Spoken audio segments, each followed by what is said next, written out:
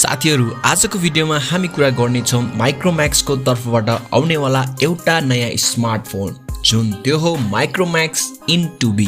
यो एउटा budget smartphone Micromax को तर्फबाट एकदमै कमालको धमाकेदार स्पेसिफिकेसनको साथमा इन्डियामा लन्च भइसक्यो र अब यो नेपालमा पनि चाँडै नै देख्न सक्नुहुनेछ।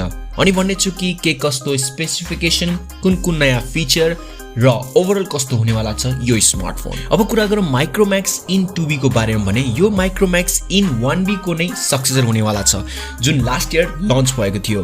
भने सबैभन्दा पहिला कुरा गरौँ यो स्मार्टफोनको डिजाइन र बिल्ड क्वालिटीको बारेमा भने यहाँ स्ट्यान्डर्ड डिजाइन देख्न सक्नुहुनेछ पोलिकार्बोनाइट बडी र मेट फिनिश को साथमा। अनि ब्याकमा अनि इनको ब्रान्डिङ दिएको छ। टप लेफ्टमा रेक्ट्याङ्गुलर शेपको ड्युअल क्यामेरा सेटअप र फिंगरप्रिन्ट सेन्सर पनि देख्न सक्नुहुनेछ। अनि फ्रन्टको तर्फ हेर्दा ग्लासको प्रोटेक्सन, सेन्टरमा फ्रन्ट सेल्फी क्यामेरा, ब्लू कलरमा पाउँछ ब्ल्याक र ग्रीन गरी तीनवटा भेरिएन्ट्समा देख्न सक्नुहुनेछ। अनि यसको डिस्प्लेको बारेमा भन्नुपर्दा यहाँ 6.52 इन्चको full HD+ IPS LCD display जसको resolution 720x1600 pixels, 82.5% screen to body ratio जुन 400 निट्स को पिक ब्राइटनेस रहेको छ।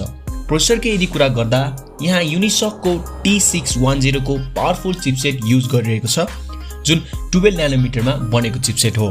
गेमिङ र ग्राफिक्स सम्हाल्नको लागि यहाँ माली G52 GPU युज गरेको छ भने र्याम र स्टोरेजको कुरा गर्दा यहाँ 4GB RAM 64GB internal storage र 6GB RAM 64GB internal स्टोरेजको support देख्न सक्नुहुनेछ।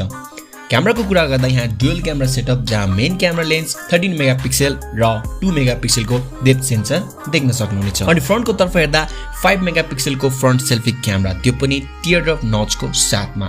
माइक्रोमैक्स इन 2B को ब्याट्री तपाईलाई 5000 mAh को बिग ब्याट्री साथमा 10 वाट को चार्जर देख्न सकिन्छ। अनि यहाँ एन्ड्रोइड 11 को अपरेटिङ सिस्टम छ, USB टाइप C र अन्य सानोतिनो सबै सेन्सर देख्न सक्नुहुनेछ। माइक्रोमैक्स इन 2B को प्राइसिङको बारेमा भन्नुपर्दा यहाँ तपाईलाई 7999 र 8999 रुपीस इन्डियामा देख्न सक्नुहुनेछ भने हामी एक्सपेक्ट गर्न सक्छौं यो स्मार्टफोन नेपाली बजारमा 14000 को आसपासमा देख्न सकिन्छ। ओभरअल यसको स्पेसिफिकेसन हेर्दा यो एउटा कम्पिटेन्ट बजेट स्मार्टफोन हुनेवाला छ त्यो पनि एकदमै कम प्राइस रेन्जमा। भने साथीहरु तपाई के सोच्नुहुन्छ माइक्रोमैक्स इन 2B स्मार्टफोनको बारेमा?